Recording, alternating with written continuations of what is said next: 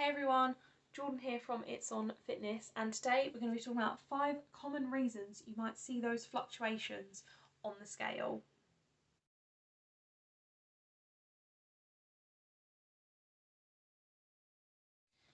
Today's topic, those infuriating jump up and big fluctuations on the scale when you are in a process of trying to lean down or lose some body fat.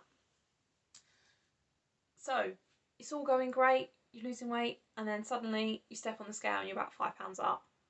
Yeah, it happens to all of us, and it's, as I said, incredibly infuriating. But there are a few common reasons why this happens and why we shouldn't let it really get to us, because we haven't suddenly put on 5 pounds of fat in a day, or however many pounds you've stepped on the scales up.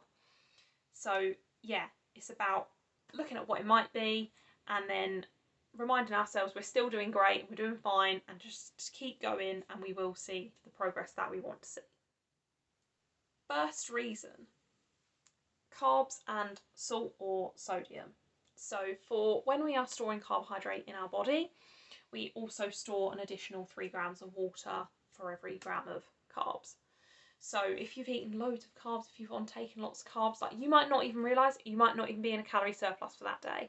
So I'm not talking about you went and ordered a pizza and everything, because that would be an obvious reason. If you've eaten loads more, obviously you're going to be a bit heavier. But if you have just had a more carb heavy day, like, you might not even realise if you're not tracking macronutrients. But if you've had more like breads, pastas, things like that, instead of maybe like your yogurts, your chicken, your eggs, things like that, you will be most likely storing a bit more water. Similarly with the salt, sodium is another thing which causes our body in certain levels to store a bit more water. So again, you might not have even realised that you've had a particularly salty day. You might have had something like halloumi or olives, which are often stored in like salt, or just these salty foods. They're not even necessarily, as I said, above your calorie budget for the day, but the higher salt content can easily cause you to store a bit more water, and water will just cause that jump. So yeah, reason number 1, carbohydrates and salt or sodium. Number 2, did you eat later in the day or move more of your food to kind of like the second half or later half of your day? So for example, again, not even necessarily in a calorie surplus here, but did you have to work late and so you ate at 9 instead of 7? Or did you skip breakfast and then just think, oh, I'll have a bigger lunch and a bigger dinner, even if you ate them at the same time? You know, all these things, if your body's not particularly used to it, then the conditions have changed since maybe the last time you weighed yourself. And your body won't have had as much time to process that food. And again, it doesn't mean you are gaining weight the whole, you don't eat after 7 or you don't eat after 6, whatever. That's not a real thing. It is just the calorie balance over the day, calories in, calories out. So it won't make a difference to your actual fat loss, what times you're eating at necessarily. But obviously, if you've given your body 2 hours less to process that, and then you're weighing yourself at the same time in the morning, it might not have necessarily dissipated some of that food weight or water weight via waste. So yeah, again, it could be number 2, and it could be that you have ate later or ate more of your food at different times in the day than you normally do. Number 3, I've kind of bundled these all into one, but stress, sleep and hormones, they're often quite interconnected. So stress has worked, the mental has, obviously this current situation of the pandemic is very stressful for loads of people for loads of different reasons. Your body, like none of our bodies, often cope very well with stress, and water retention is a big thing that our body will do when we are stressed. Similarly, lack of sleep just puts stress on the body. That is a big one to consider. And then hormones, again, this is a reason why a lot of women can find when they're on their period they might be bloated or their weight might go up, because again, they're just storing water. Those hormones are having that water retention effect. So yeah, stress, sleep and hormones, I say I bundled them all into one for number 3. But if you think that you are currently having a lot of stress, then that could easily explain those fluctuations that you see, even though you may have been consistent with diet and exercise. So number 4, have you recently had quite a heavy training session, or really challenged those muscles? Because when we work out, especially when we do new things, different things, really pushing ourselves, we will get those DOMs, or you might get delayed onset muscle soreness. That's what that means. Or even if you're not feeling that, you could have easily made little micro tears in the muscles, because that is what we want to do with our training often, is to create those little micro tears, so that when our muscles heal and repair, they heal and repair stronger, better. We can be fitter, faster, more powerful, and all those good things.